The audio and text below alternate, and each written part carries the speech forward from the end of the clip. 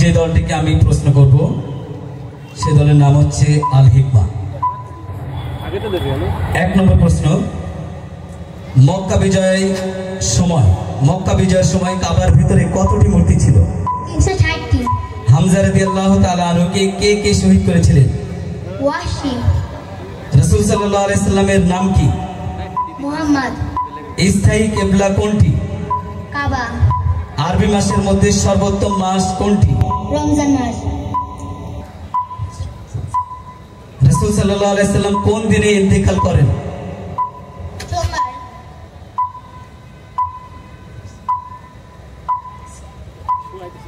রাসূল সাল্লাল্লাহু আলাইহি সাল্লামের পিতার নাম কি? আব্দুল্লাহ। রাসূল সাল্লাল্লাহু আলাইহি সাল্লামের সর্বকনিষ্ঠ কন্যার নাম কি? ফাতিমা।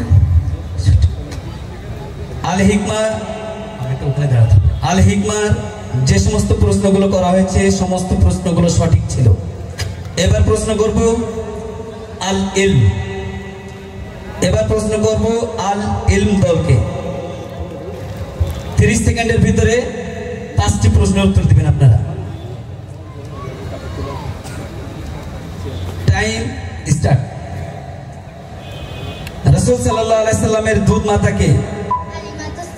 উত্তর সঠিক। রাসূল সাল্লাল্লাহু আলাইহি সাল্লামের শেষ আমল কি ছিল?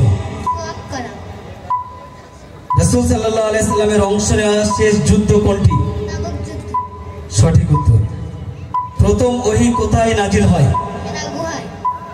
রাসূল সাল্লাল্লাহু আলাইহি সাল্লাম মেরাজে গিয়ে কার পায়ের ধ্বনি শুনতে পেলেন? সঠিক উত্তর।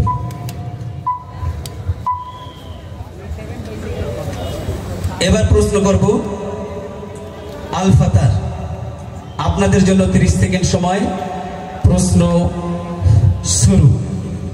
রাসূল সাল্লাল্লাহু আলাইহি সাল্লাম মেরাজে গিয়ে কার পায়ের ধ্বনি শুনতে পেলেন?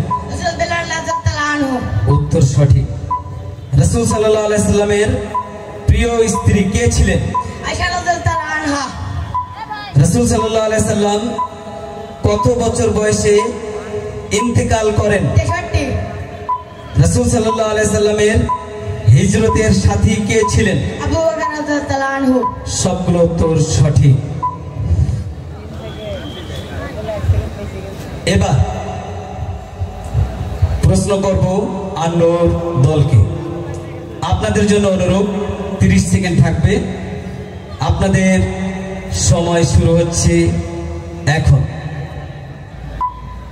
রাসূল সাল্লাল্লাহু আলাইহি সাল্লামের শেষ খুতবা কোথায় হয়েছিল? আরাফাতের ময়দানে। উত্তর সঠিক। রাসূল সাল্লাল্লাহু আলাইহি সাল্লাম কত বছর নবুয়তে দাওয়াত দিয়েছিলেন? 23 বছর। রাসূল সাল্লাল্লাহু আলাইহি সাল্লাম কত বছর মদিনায় ছিলেন? 10 বছর। আপনার উত্তর সঠিক। রাসূল সাল্লাল্লাহু আলাইহি সাল্লাম এর সিলমোহর কোন ভাষায় লেখা ছিল? আরবি ভাষায়। সঠিক উত্তর।